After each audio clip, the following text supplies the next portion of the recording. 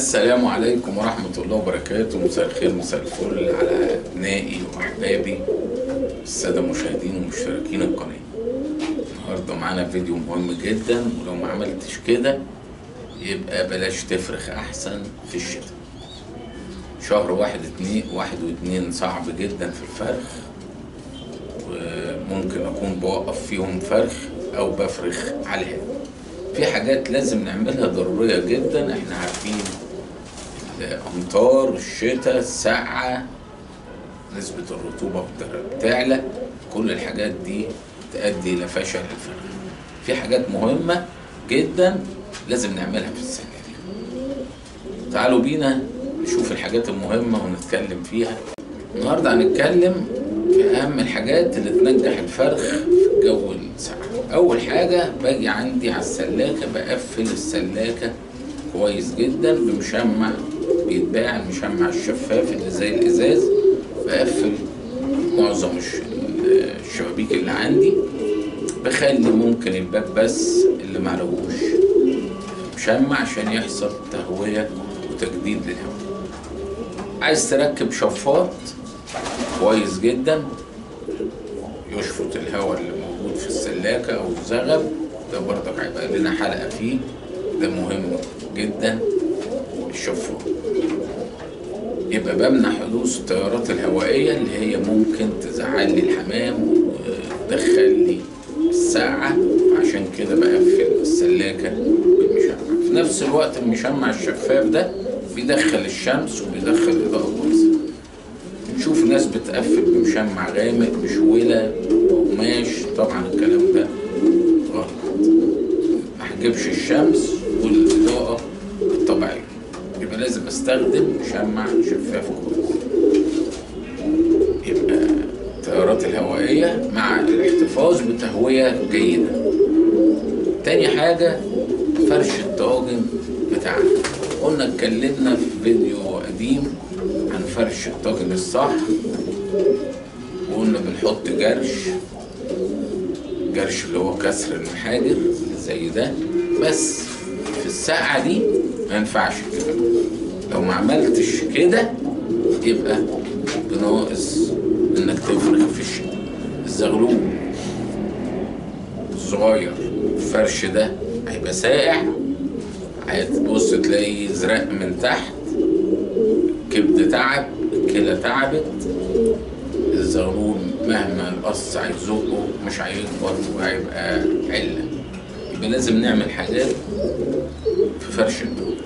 في حاجات النجيلة اللي بتتقص دي ممكن تاخد كيس كده من عند اي حد بيقص النجيلة دي وتجففه كويس.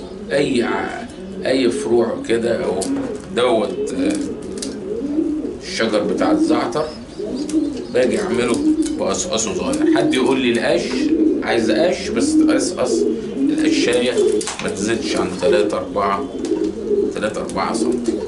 لو القش زاد وطول هيجي القص يطلع ياخد القش معاه، هيوقع البيت في الارض، يتوقع الزغلول، ما ينفعش. يبقى بجيب الأعشاب دي ناشفة، أي أعشاب. ممكن تجيب كرينو بتاع التنجيد وتقصقصه بردك حتت صغيرة. عندي الشيح أهو، الشيح رخيص، والمرة دي بزود نسبة الشيح. بيبقى عندي الطاجن زي ما احنا شايفين كده، الجرش متغطي تماما. لو ما عملتش كده يبقى الزغيلة هتفرخها عليها العوض وهتموت. يبقى لازم اعمل طبقة تعزل لي البرودة بتاعت الجرش عن الزغلول. ده مهم جدا جدا، ومن اهم فنيات الفرخ في فصل الشتاء انك تحط طبقة تعزل وما يبقاش فيه نسبة السقوعية جامدة. الجرش طبعا بيبقى ساقع في الشتاء، فانا كده بهرب من حتة البرودة بتاعت الجرش.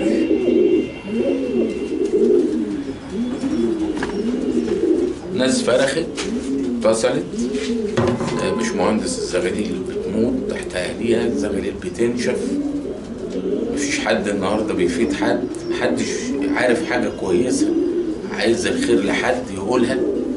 يا عم ما تبخلش على معلومه، حاجه كويسه انت بتكسب ثواب، روح هتموت قولها لاخوك، قولها لزميلك، قولها لجارك الغاوي، مش هتخسر حاجه لما انت تفيد الناس او تنصح الناس بحاجه صح كده. دي تاني حاجه، فرش الطاجن، احافظ على الفرش جرش ان انا بغطيه بطبقه، الطبقه دي ما تتاثرش اي نوع من انواع الحشائش، كان نجيله، ان كان قصاصه اي ورق، اي كرينو اللي بيتباع ده، خيش، حتت لبان، المهم شيح، المهم اعزل الجرش في اي طبقه، نضمن ان الزغلول مش هيسقع وهيتبهدل. الحمام في الساعه دي كان بيقوم من على الحصى، الزغاليل فكه تحت القص ومتجمده ومتلجه في فتره التلبين وما بعد التلبين. بنشتغل طبعا بالاعشاب والحاجات اللي بترفع الدورة الدموية زي الجنزبيل زي القرفة، كل دي حاجات بتسخن الحمام، بشتغل بيها مع كل معلقة صغيرة جرام على كيلو، بعد ما بحط عليه زيت زيتون بالثوم بحط معلقة جنزبيل مرة، معلقة قرفة، كل الحاجات دي بتسخن الحمام وبتدفيه وبترفع من درجة حرارة الحمام في الساعة. يبقى بشتغل بالجنزبيل أو بالقرفة، مش كتير، جرام، مش هيجي نص معلقة شاي صغيرة منصوحة على كيلو. الأعشاب مهمة جدا جدا يا جماعة، أحسن 1,000,000% من الأدوية والمضادات الحيوية، والحمد لله لنا باع على القناة قائمة العلاج بالأعشاب موجودة، وكان لي الشرف إن أنا أهتم بتقديم الأعشاب للحمام على القناة، موجودة الفيديوهات، اللي عايز حاجة خش إن شاء الله هتلاقي كل الأعشاب بتكلم عليها. فالنهارده موضوعنا في الفيديو، لو ما عملتش الحاجات دي يبقى ناقص تفرخ في شهر 1 و2 في عز الساعة.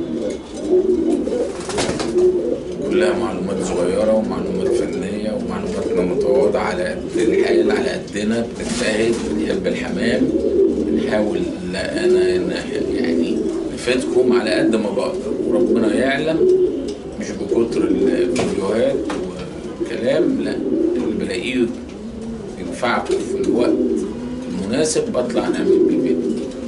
بشكركم كتير جدا، شكرا على شعوركم النبيل، على كلامكم الأجمل، على لايكاتكم، على تعليقاتكم الجميلة دي، على راسي من فوق. بشكر كل السادة المشتركين ومشاهدين القناة اللي بيعلقوا لي وبيتفرجوا عليا، والسلام عليكم ورحمة الله.